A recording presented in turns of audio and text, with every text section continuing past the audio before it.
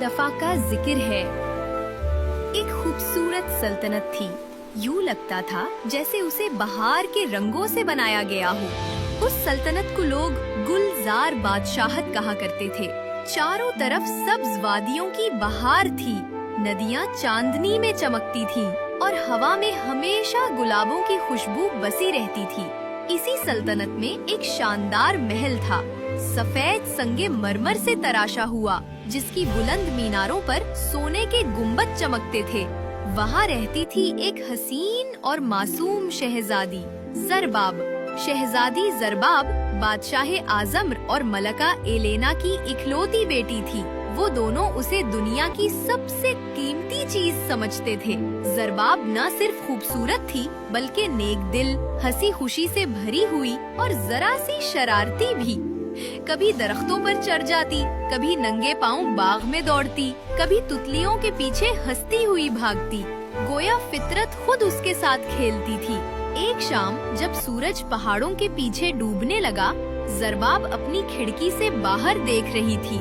महल की दीवारों से परे एक सियाह, घुना और पुरअसरार जंगल फैला हुआ था। लोग उसे मनाशुदा जंगल कहते थे।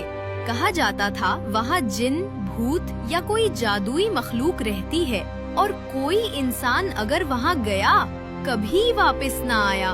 बादशाह ने हमेशा हुक्म दिया था कि कोई उस जंगल के करीब न जाए, मगर ज़रबाब के दिल में खौफ नहीं था, तजस्सुस था। वो आहिस्ता से बोली,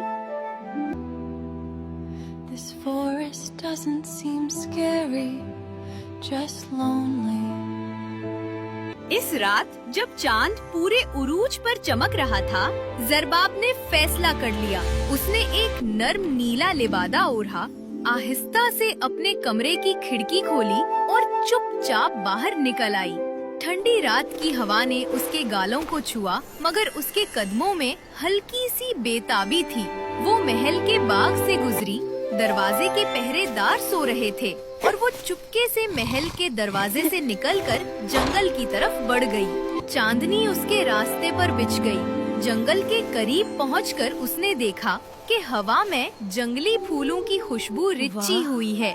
दरख्तों की ठंडी सांसें जैसे उसका नाम ले रही हों। कहानियों जैसा हसीन है। ये तो कहानियों जैसा हसीन है। जंगल के अंदर अंधेरा था, मगर चमकते जुगनुओं ने जैसे आसमान के तारे जमीन पर बिखेर दिए हों। फूल चांदनी में चमक रहे थे और दरख्तों के नीचे एक छोटा सा नाला बह रहा था।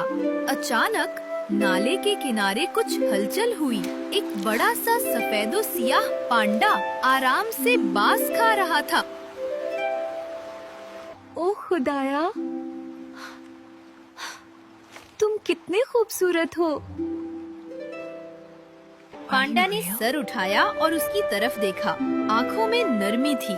खतरा नहीं, ज़रबाब ने आहिस्ता से कहा, हेलो, तुम खतरनाक तो नहीं ना?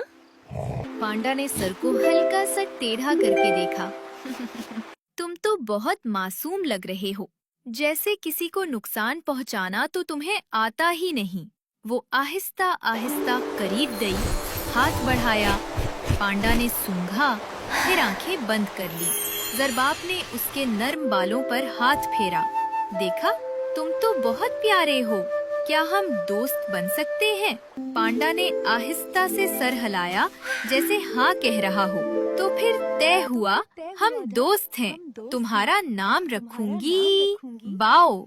यूं एक शहजादी और एक पांडा की दोस्ती ने जंगल की खामोशी को मोहब्बत से भर दिया। इस रात के बाद सब कुछ बदल गया। हर रात ज़रबाब चुपके से महल से निकलती और जंगल में अपने नए दोस्त बाओ से मिलने जाती। वो उसे अपनी सारी बातें बताती, महल के दिन, अपने ख्वाब, अपनी शरारतें, अपने पसंदीदा फूल। बाओ कभी बोलता नहीं था, मगर बड़े गौर से सुनता। कभी सर हिलाता, कभी जमीन पर लौट जाता तो ज़रबाब हंस पड़ती। कभी वो उसे अपने कंधे पर बिठाकर जंगल के अंदर ले जाता, जहाँ आबशार चमकते थे और चांदनी में यूं लगता था जैसे खुद चांद अपनी करने जमीन पर उतार